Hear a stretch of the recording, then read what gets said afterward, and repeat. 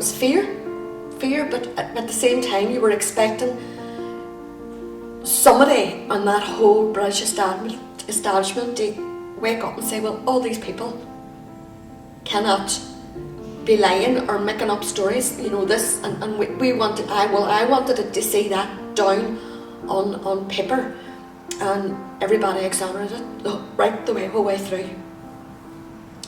So there was a bit of fear, trepidation,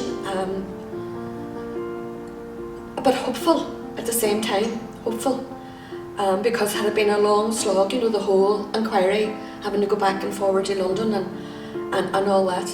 My expectations, as was the expectations of the vast majority of people in the city, was that if Saville properly examined all the facts, what happened on Bloody Sunday and the circumstances leading up to Bloody Sunday, in terms of the failures, the political failures of the system of governance that operated in the North Ireland at that particular time, then the truth would be outed.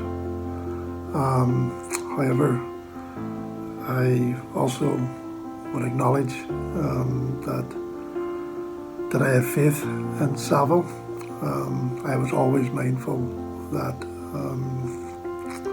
this was an inquiry established by the British government. So therefore, the British government is renowned for not owning up and facing its responsibilities when it is involved in wrongdoing, whether in Ireland or throughout the world. I had pretty high hopes for the Saville report, and I thought it would be a positive result for the city. I knew it wouldn't be perfect because it couldn't be, considering we're dealing with a British establishment, but I did think that it would be enough to satisfy, I hoped that it would be enough to satisfy Derry on the day. On the lead up, I worked alongside Mickey McKinney, one of the relatives, one of the founders of the campaign, and me and Mickey, there was an office opened up in Rathmore, the Bloody Sunday Family Information Centre, and that was for a few months prior to the report. And Mickey took up his role again as family liaison, and I was the press officer, the first press officer for the trust. So it was basically me and Mickey putting our heads together, trying to figure out how to remind the world about the real story of Bloody Sunday. Behind the headlines, behind the wee thumbnail pictures, who was the human stories behind all this. So we waged a pretty good media campaign in the months before that. It's just, features with the wounded and how it affected their lives, features with families left behind, things like that, just trying to remind the world, what we were fighting for in Derry. So that's what we were doing in the lead up to it. The night before, rereading Dr. Ray McLean's book, which I think was one of the first things that led to the case being made for an inquiry. And when I thought about all of the things that happened in the inquiry, all of the evidence, it felt that it was logically that there were going to be a successful conclusion to it and a positive day for the families. But logic didn't really come into it when you're dealing with the British government and when you're dealing with decades and decades of hurt and disappointment for those people. So I have to say I was very nervous, and the next morning, as mayor, I was only mayor a few days, I was asked to walk along with the family representatives who were going in first into the Guildhall from Free Derry Corner.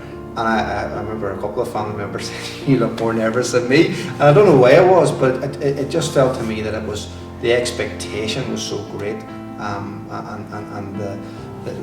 the burden was so great almost on so many family members who carried this for their parents and carried this for their families, that I was just hopeful that it would work out right, and thankfully it did. I didn't need an inquiry to tell me what happened on Bloody Sunday. I don't believe anybody in this town did either. I believe the British government needed the inquiry. It's something we never discussed was what we as a group wanted out of the inquiry. There was no, from my memory, organised discussion on people had different expectations on what they wanted out of the inquiry. I was at a number of meetings being involved with the trust and all at that time. And I think there was a plan that we need to get the positive news out. I think we were all pretty certain that everyone was going to be declared innocent. I felt that the report would be basically a good one.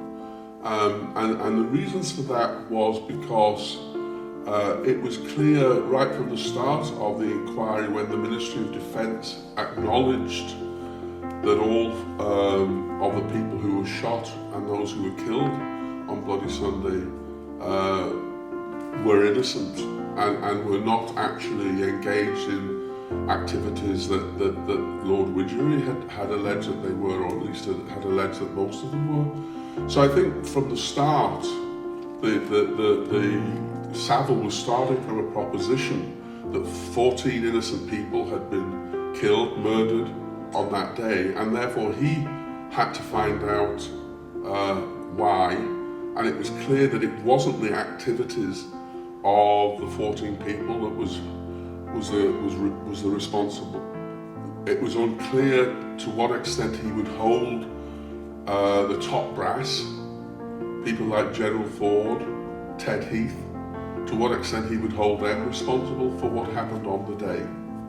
But certainly there were questions, and none of us knew what Saville was going to say. But I was basically optimistic that it would be a reasonably good outcome. When Saville was announced, I didn't have much faith in it because it was set up by the government. I would hope, for the sake of the families, that they would get truth, justice closer till what they have been campaigning for many, many years. The inquiry threw up a lot of very explicit detail and very emotive and emotional detail within that. So yes, I mean, obviously, personally, and for people in this city and across the district and the world, indeed, you know, getting those people, victims, vindicated was what the expectation was. And I think for me, as a person growing up close to Derry and Strabane, and having some memory of the time, even though I was a young child, a young girl at the time, you know, and always knowing the innocence of the Bloody Sunday victims. So for me personally, and I think for everybody, it was the vindication of those victims involved, and I think what it done is it put Widgery in the bin, and you know, and I think that's what the expectation was on the day of the report. You could have cut the tension in Derry with a knife. I mean, there was huge expectation across the board. We all expected something massive to happen. We knew that the Saville process had been thorough. There was 2 international judges sitting on either side of him. We didn't conceive that he would be presenting a Widgery Mark II. I think our expectations were way above and beyond that. And we didn't know really what the Prime Minister would do, what David Cameron would actually do.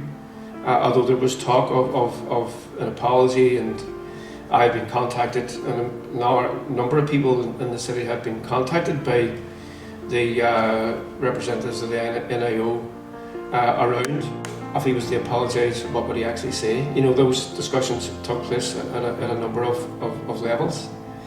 But when it came, I have to say, it took me completely by surprise.